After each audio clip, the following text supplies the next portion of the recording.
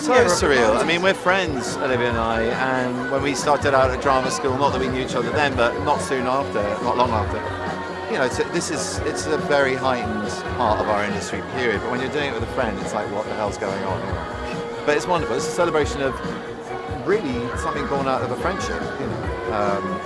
Not the material, but the need to work together. So I'm thrilled that we're here and celebrating it.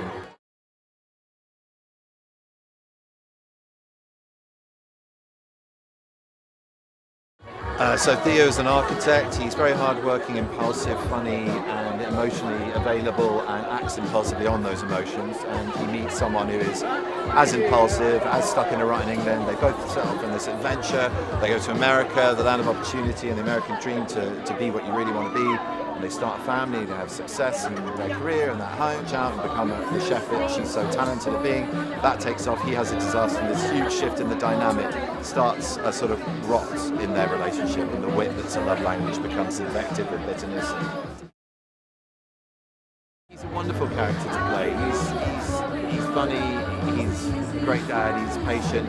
He's also somebody very, very in touch with his feelings, and very direct and honest.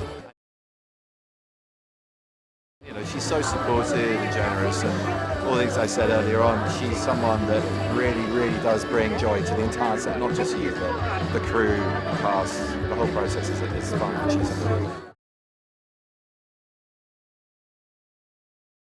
A little bit of everything, not nearly as much as Kate McKinnon and Andy Samberg, royalty of SNL. You know, we had some fun, and he's amazing. Despite his prowess and award-winning brilliance, he's still an Australian man who goes, yeah, try it, I like that idea. He's just very mild-mannered, very accommodative, very collaborative. And that went for the writing process as well as on the day. And, you know, it's a lovely, lovely writer to have on set. Laughter is definitely one of them. Patience, love in patience, and yeah, just not getting lost in yourself, realising that thing in the middle of you, which is the marriage, the relationship, the conversation.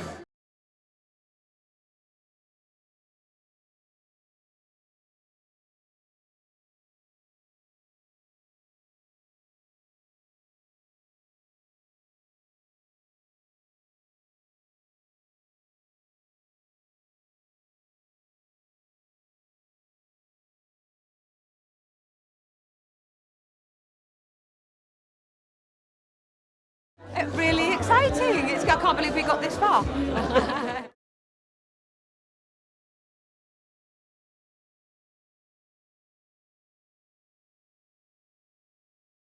Really, working with Benedict Cumberbatch, he was so sweet and nice, like a sort of lovely Labrador. Yeah, I can't think of anything bad to say. I'd love to think of something awful to say to make myself laugh, but he was so nice, kind, encouraging, enthusiastic, really nice, and we laughed a lot.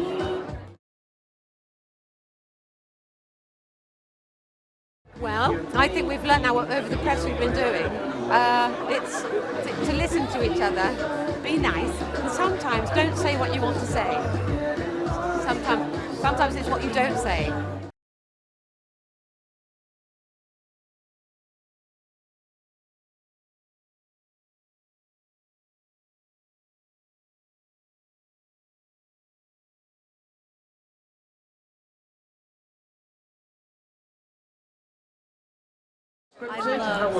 Absolutely scripted, yeah. It's a really, really amazing Tony McNamara. It's an extension of the Tony McNamara universe.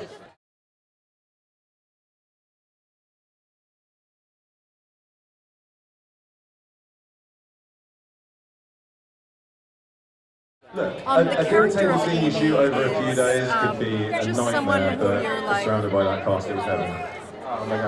You know, when you're having fun going, what do you think you're rolling your eyes, you're hopefully laughing. I love to play someone who's just kind hundreds of babies from day one. Exasperating.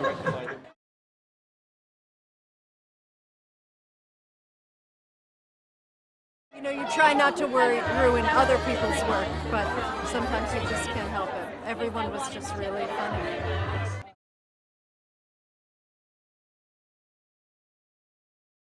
They couldn't be sweeter people, and And they have like, his approach to work is like, he's so meticulous and so studied, and she's so like, and the result is the same level of greatness. And they're just great people, and I love them both very much. All of it is on the page. I mean, it's Tony McNamara. What do you want? It's perfect. And then, you know, we did improvise. We're comedians. We can't be stopped. But the script is just flawless from top to bottom.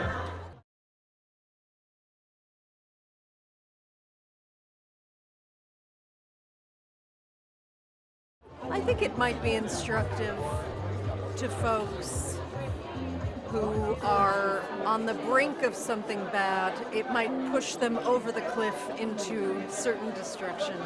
So careful.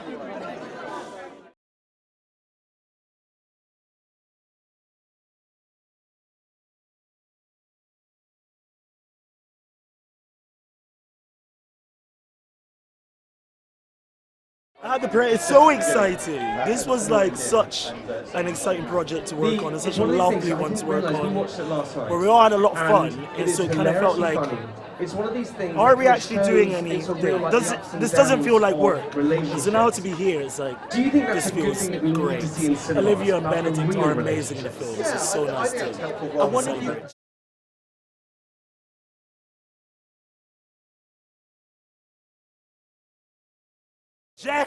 Jeffrey is Ivy's first member of staff at her restaurant. We've got crabs, and he's very ambitious. He loves money. He loves men, and he's just like a dear friend of Ivy and supporting her and her vision for her business and men and money. Tony's writing, really. I mean, it was. I just loved how real it was. I loved the dark comedy, very British. Towing that line between love and hate, I thought was such an interesting lens to view a relationship from, because it's very realistic. And yeah, it seems to just like paint really realistic colors, but very vibrant colors. Hilarious. And then also the cast, I was like, this is a no-brainer. And then the first Zoom that we did was when we did the read-through, and just hearing it come to life was just so I had to be a part of it.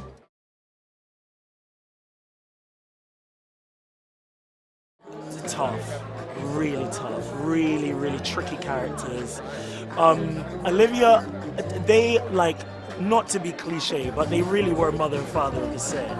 Welcomed everyone in so warmly, and when that energy is coming from top down, it really like spreads around the whole set. Like, it was a very warm, welcoming set. On our first day, Olivia like ordered a bunch of scones, and then we all had scones together, and they were just a delight to work with, absolute delight.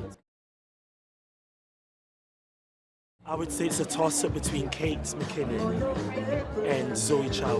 They were incredible. The dinner scene, which will soon become iconic, there was like a take where the legendary Kate like gets to just riff for like 10 minutes, and every second was pure gold.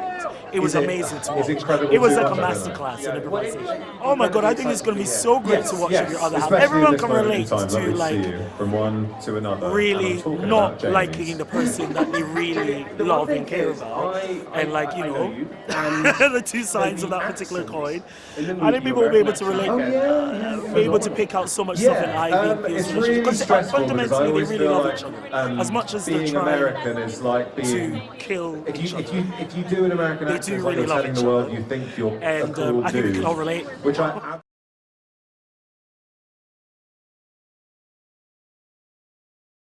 I've never been here before. The energy is wild. It's amazing, and we're always saying this, we're asking everyone who comes up. And driving in and seeing all the faces lined up and just excited to, it's just thrilling.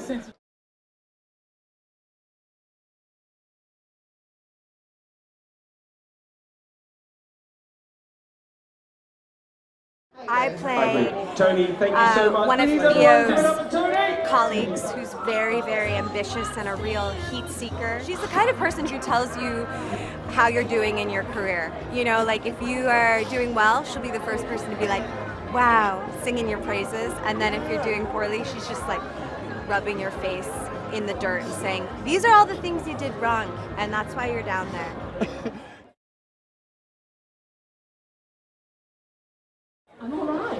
Tony McNamara, Jay Roach, Olivia Colman, Benedict Cumberbatch, and then all the rest of the players who are just goats in their own right. That's when I heard that those were the players, I was like, I will pay to be in this movie.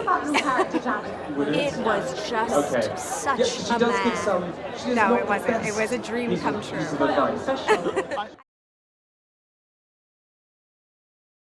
I think Tony does such an effective job portraying what life in 2025 is like, what being in a relationship is How like is it when you're in modern day, and actors like Benedict and Olivia you know, that Colman no one and really joining knows the what team, they're is that doing. incredible? Everyone's sort of fighting to keep it together, and and love is worth fighting for. I do. I think it's for all couples, and I think it's for single people too. To be like, oh, thank God I'm not in a relationship. But also, you know, I think there are actually many affirming qualities for couples as well.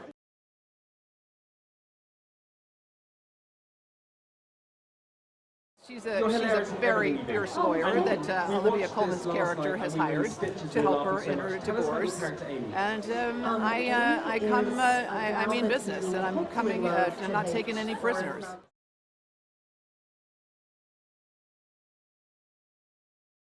It's a good scene. That's why I wanted to be a part of this film. I read that scene and I was like, yes, I want to come do this. I mean, that opening line, I mean, it was an enormous amount of fun.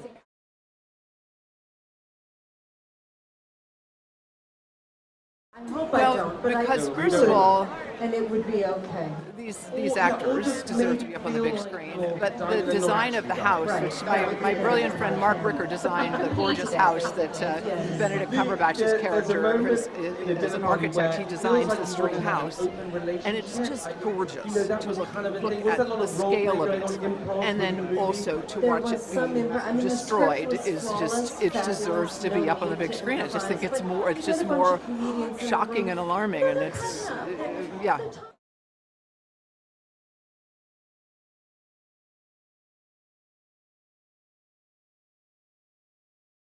Heaven. Seriously, one of my favorite things I've ever gotten to do. Olivia is a national treasure. So is Benedict. Andy, I'm in love with. They're all, and Jay Roach. It was just, I can't say enough. It was one of my favorite scenes I've ever done.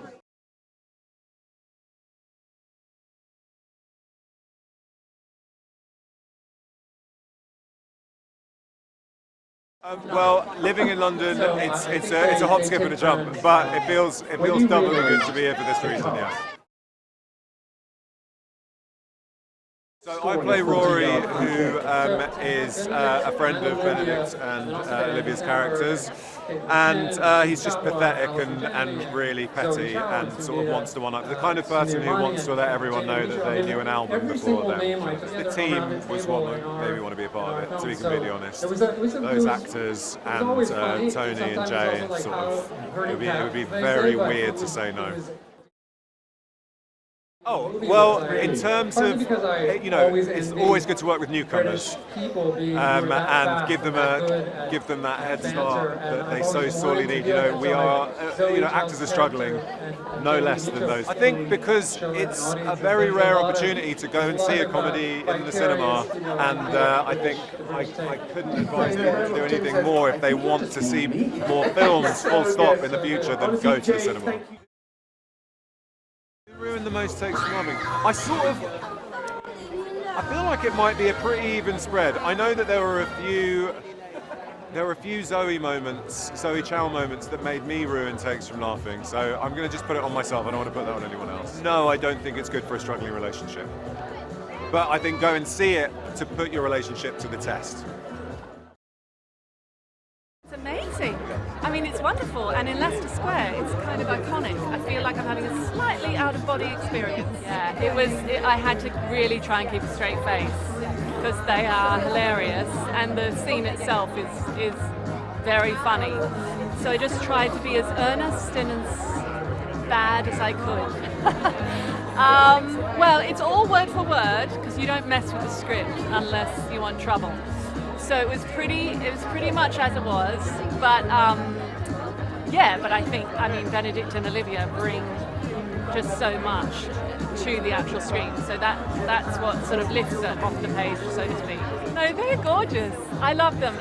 Olivia is the most beautiful, warm, playful person, and Benedict is playful and funny, and it's really nice. I had a wonderful time. Yes, I do. Because because it's a great date night film because of the comedy aspect and the feel-good hilariousness of it. And then it actually does, point to a few tricky things, and people recognize themselves in the icky bits. And then they can have a conversation about where they're at afterwards. So it's the perfect date night. Incredible. If I could tell my childhood self this was going to happen, that I'd be at a premiere for a film in Leicester Square that I'm in. I've only got 4 lines, but I'm still in it and I'm still here. I mean, it's the people involved, like Benedict, Olivia, Jay, Tony, they're all just amazing. And I really love the original film, so I was kind of intrigued as to what. It's very dark, and I think the humour in watching it just all implode is just there's something. It does draw you in. I'm not proud of saying that because it's very dark. You are watching people's lives fall apart, but there's a lot of comedy in that. I don't know. I'll tell you after. But our marriage is not struggling, so it's fine. So it'll be interesting. We have different perspectives on Olivia and Ben. It's amazing because you sit there going, "That's Benedict Cumberbatch," and also it makes me really cool with my kids. That was, I would not lie. Another part of the draw was being able to go and work with Dr. Strange. I mean, he's amazing. And Sherlock, they're really into Sherlock now as well. So I get a lot of points for this. So thank you, Benedict.